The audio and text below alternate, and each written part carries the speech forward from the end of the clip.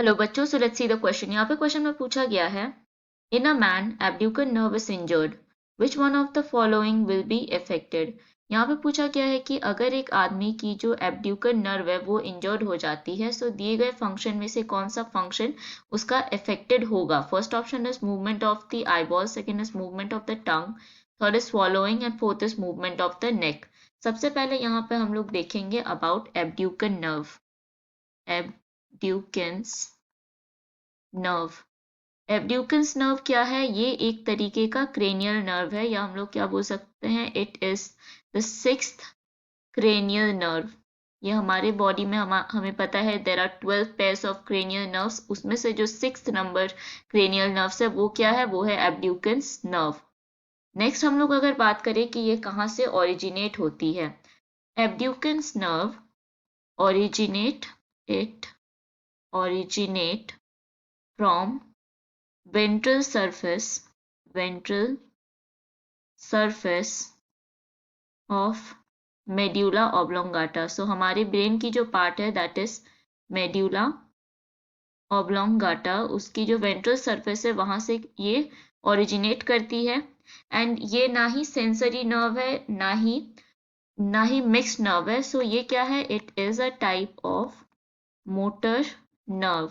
And अगर हम लोग इसकी फंक्शन को देखें, ये क्या करती है? ये कंट्रोल करती है, it controls the movement of eyeball, the movement of eyeball. Eyeball की हमारी जो मूवमेंट है उसको क्या करती है? कंट्रोल करती है। सो अगर हमारी जो एब्ड्यूकल नर्व इंजर्ड हो जाती है, या कोई भी आदमी की अगर एब्ड्यूकल नर्व इंजर्ड हो जाती है, उससे क्या इफेक्ट होगा?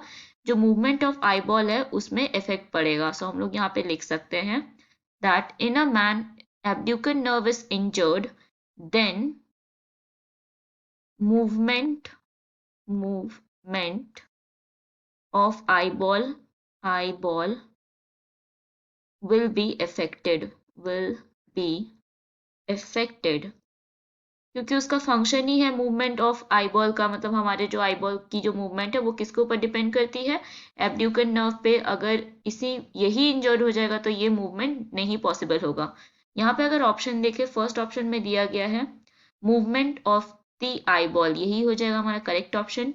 अगर यहाँ पे हम लोग मूवमेंट ऑफ द टंग की बात करें, सो जो क्रेनियल नर्व रिलेटेड है with the movement of tongue that is hypoglossal nerve. Hypoglossal nerve ये क्या करवाती है? मूवमेंट करवाती है टंग का। सो ये ऑप्शन हो जाएगा इनकरेक्ट। नेक्स्ट ऑप्शन में यहाँ पे दिया गया है स्वॉलोइंग। अगर स्वॉलोइंग की बात की जाए, ये कंट्रोल कौन करती है? ये कंट्रोल्ड होती है या कोऑर्डिनेटेड होती है तीन तरीके की नर्व से। सो सी की अगर बात करें, इट इज कोऑर्डिनेटेड बाय और controlled by trigeminal, then facial nerve and glossopharyngeal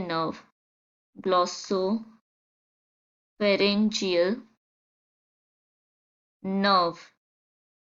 सो ये तीन की कोऑर्डिनेशन से क्या होती है? स्वॉलोइंग पॉसिबल होती है। तो ये भी हमारा ऑप्शन नहीं होगा correct. Then there is movement of the neck. अगर हम लोग यहाँ पे मूवमेंट ऑफ द नेक की बात करें, ये किसके लिए पॉसिबल है? That is due to accessory nerve. This is due to accessory nerve. Accessory nerve क्या करती है? कंट्रोल करती है मसल ऑफ द नेक को। मतलब नेक की जो मसल है उसको क्या करती है? कंट्रोल करती है, जिसके कारण मूवमेंट पॉसिबल होती है। सो ये भी हमारा करेक्ट ऑप्शन नहीं होगा। सो करेक्ट ऑप्शन यहाँ मार्क करेंगे option A. Hope you understood it well. All the best.